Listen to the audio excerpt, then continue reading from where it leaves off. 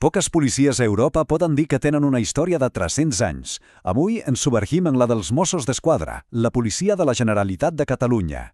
I no és una crònica qualsevol, La seva trajectòria és, en certa manera, un mirall de la història de Catalunya, una història de resiliència, de canvis profunds i d'una evolució que no s'atura.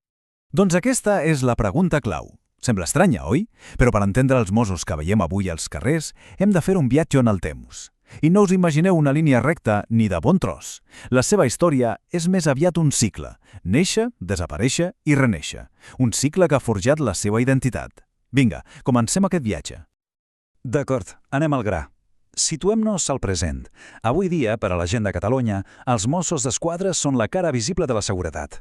Són el que s'anomena una policia integral, i això vol dir que tenen les competències plenes a tot el territori. Però, a la pràctica, què vol dir això de ser una policia integral? Doncs bàsicament que el seu abast és enorme. Toquen gairebé tots els pals, des de la seguretat del dia a dia als carrers o la gestió del trànsit, fins a coordinar les emergències, protegir el medi ambient o supervisar que un gran concert es faci amb seguretat. Vaja, que ho abasten pràcticament tot. I és just aquí on la cosa es posa fascinant. Aquesta policia tan moderna no ha sortit del no-res. S'ha forjat durant un camí llarguíssim i sovint molt convuls. Per entendre de veritat qui són avui, no hi ha més remei que mirar enrere, a un passat turbulent que, de fet, ho explica gairebé tot. Vinga, doncs anem-hi. Entrem en la seva història, que és, per sobre de tot, una crònica de supervivència. I quan diem supervivència, ho diem de veritat. Han resistit guerres, canvis de règim i fins i tot la seva pròpia dissolució, i no només una vegada.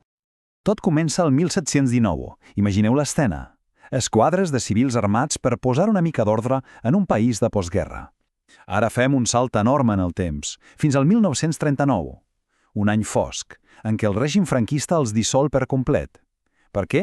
Doncs perquè els veia com un símbol de les institucions catalanes que volia esborrar. Però la història continua, i amb la democràcia, el 1983, tornen a néixer. Es refunden com a policia autonòmica, i a partir del 94 comença el desplegament modern que coneixem avui. Fixeu-vos en aquesta xifra, 182.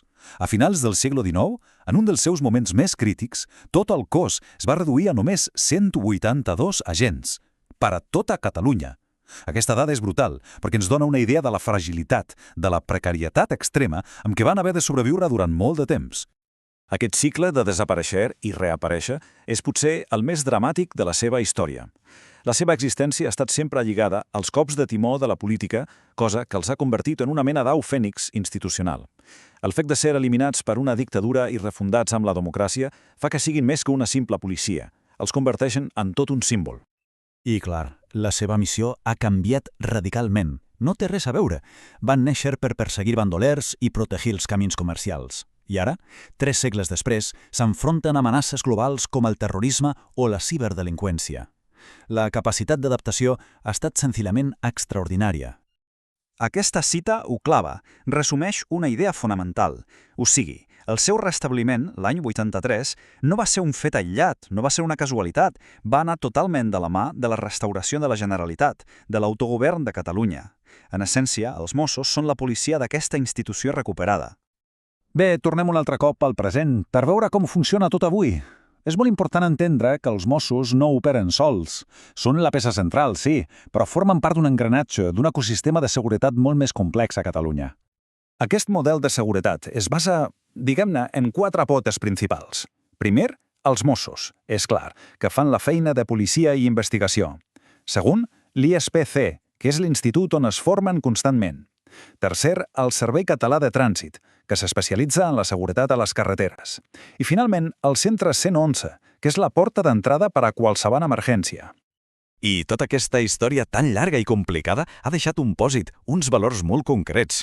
I no són només paraules en un paper, Valors com la proximitat, el compromís o la integritat neixen directament de les lliçons apreses durant 3 segles de servei, de dissolucions i de reconstruccions. Però clar, una institució amb 300 anys a l'esquena no pot viure només del passat. No n'hi ha prou amb mirar el retrovisor. Per això, els Mossos ja tenen la mirada posada en el futur, amb un pla estratègic molt ambiciós que mira cap a l'any 2030. I què diu aquest pla? Doncs té objectius clau. El primer, Créixer. Volen arribar a ser més de 22.000 agents per cobrir bé tot el territori. Però més enllà dels números, la clau és l'adaptació. I això vol dir posar el focus en les noves amenaces, com la ciberdelinqüència, i avançar cap a una digitalització total de la seva feina. En resum, el futur que plantegen es construeix sobre 3 eixos principals. 1. Més intel·ligència policial per anticipar-se al delicte.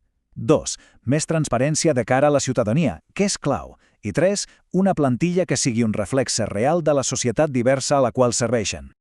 I acabem amb aquesta reflexió final. Després de sobreviure a 3 segles d'història, el repte més gran per als Mossos d'Esquadra ja no és el seu passat. El repte és adaptar-se a un futur que cada cop va més ràpid i és més impredictible.